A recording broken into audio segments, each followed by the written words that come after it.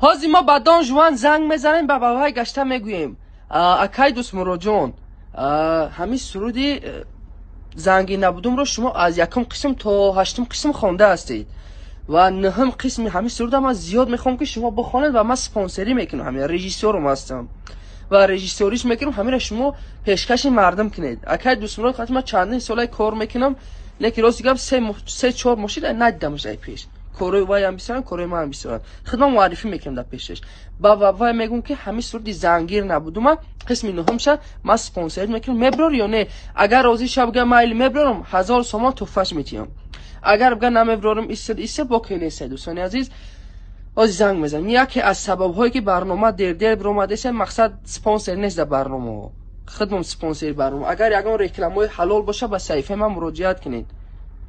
دوست مراد حاجی دوست مراد این حاضر نه واتساپش برآمد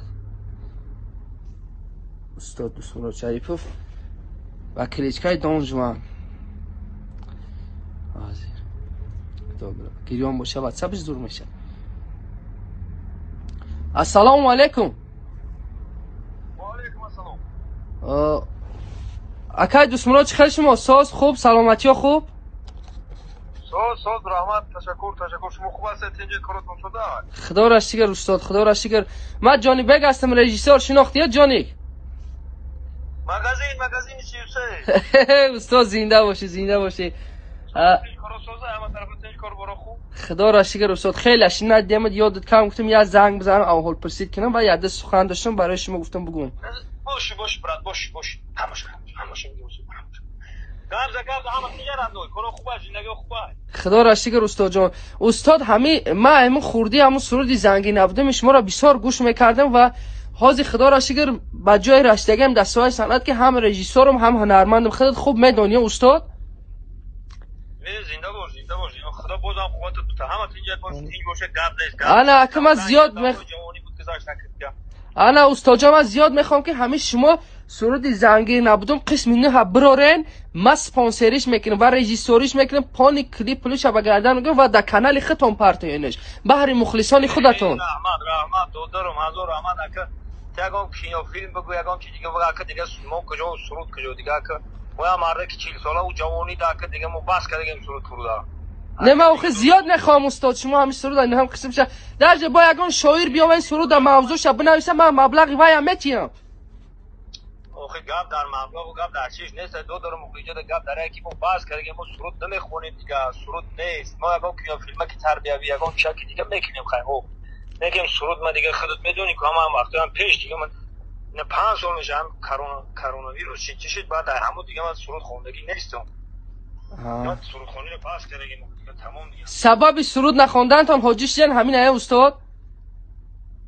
هم طرفا دیگه هم سرود هم چیزی که هست چیزی که نیست دیگه سلامت باش. طرفمون با باس که گفتم سرود باس کردیم دیگه تمام. سلامت باشین خداوند قوتم تا استاد جان. من در ثبت برنامه بودم که با اهل هنر ثبت میکنم و در آخر میگم باز با کدوم هنرمند زنگ زنیم و مخلصان شما زیاد گفتن که با دان جوان و دوست مراد شریف همین بسیار نویسن خواستم شما رو یک پرانک کنم. باز ما در ثبت برنامه بودم استاد. نه استاد جان نه گپ خوب زدگی هم گپ بزب زدگی نیست و برنامه دارم که ریالی مقصد یک کادر با اهل هنر میشه خواستم شما رو بسنجم.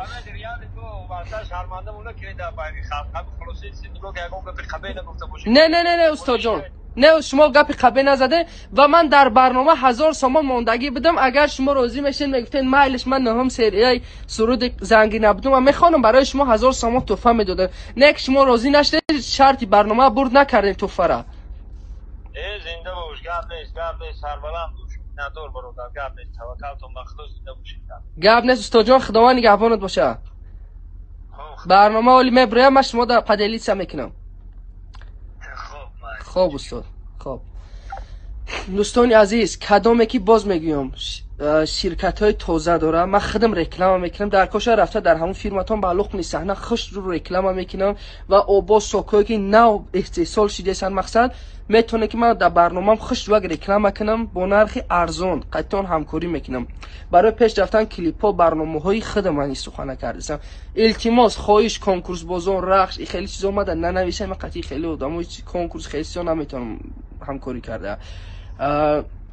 زیاد نوشتن که به حاجی دوستمراد یعنی دانشمند زنگ زد، دیدن که نه من زنگ زدم استاد دوستمراد شریفov چقدر یک انسانی خوبه، من خاطر چندین سال پیش کار کردم، لیکن میگم من سرودخونی بس کردم نمیتونم سرود زنگی نبودم، من دیگه سرود وابشه خوندن نمیتونم، شرطی برنامه را برد نکرد. باقی زنده و سلامتی سربلند باشه. نشاد رکلام دلیش که مراجعت کنید، کنکرین آدمو مراجعت کنید، رکلامش پلات نیست. زنده باشه.